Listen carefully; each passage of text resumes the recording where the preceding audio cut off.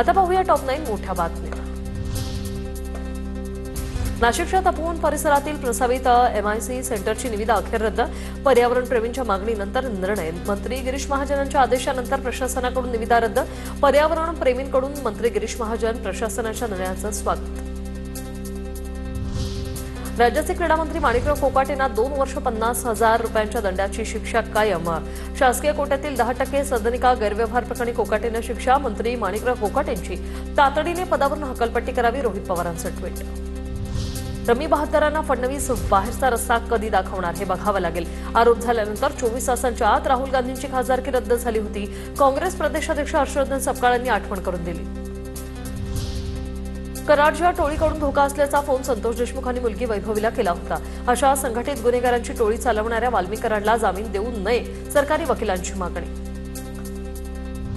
सावकारांनी कर्ज फेडण्यासाठी शेतकऱ्याला किडनी विकायला लावली। चंद्रपूर जिल्ह्यातल्या नागभीडमधल्या मिंथूर गावातील धक्कादायक प्रकार।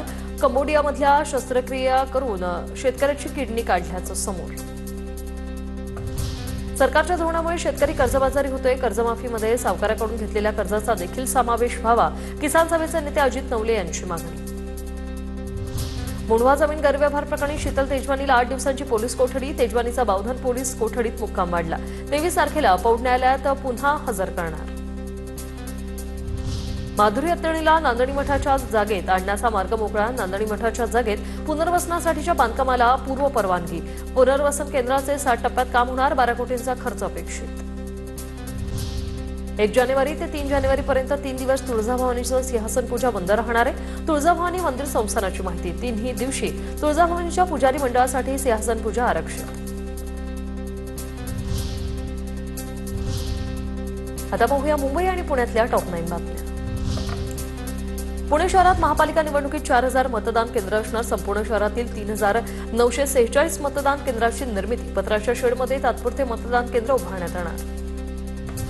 मुंबईहून नवी मुंबई विमानतळावर जाण्याचा खर्च आता वाढणार। अटल सेतूवरून जाण्यासाठी 500 रुपयांचा टोल भरावा लागणार, तर ओला उबरने जाण्यासाठी 1500 रुपयांचा खर्च अपेक्षित। रॅपिडो ओला उबरचा तात्पुरता परवाना रद्द करण्यासंदर्भात उद्या परिवहन मंत्री आणि अधिकाऱ्यांची बैठक। बाईक टॅक्सीला होणाऱ्या अपघातात प्रवाशांचा मृत्यू। बाईक टॅक्सी चालकाने तरुणीचा केलेला विनयभंग या घटनांमुळे परवाना रद्द करावा का, या संदर्भात बैठक। कोकण रेल्वेवरून मध्य प्रदेश छत्तीसगडसाठी विशेष गाड्या। नाताळ आणि नवीन वर्षासाठी अतिरिक्त रेल्वे गाड्या धावणार। या गाड्यांसाठी प्रवाशांकडून विशेष भाडे आकारणी होणार। डॉ. आंबेडकर नगर ते कर्नाटकातील ठोकूर दरम्यान धावणार गाड्या। पीएमआरडीएतर्फे 833 घरांची सोडत जाहीर। अर्ज भरण्याची अंतिम मुदत 27 जानेवारीपर्यंत। अत्यल्प आणि अल्प उत्पन्न गटासाठी सुवर्ण संधी।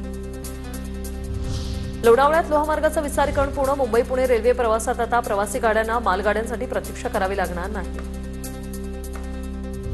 कृषी सेवा मुख्य परीक्षेचा निकाल रखडला। 7 महिन्यांपासून विद्यार्थी निकालाच्या प्रतीक्षेत। विद्यार्थ्यांकडून तीव्र संताप व्यक्त।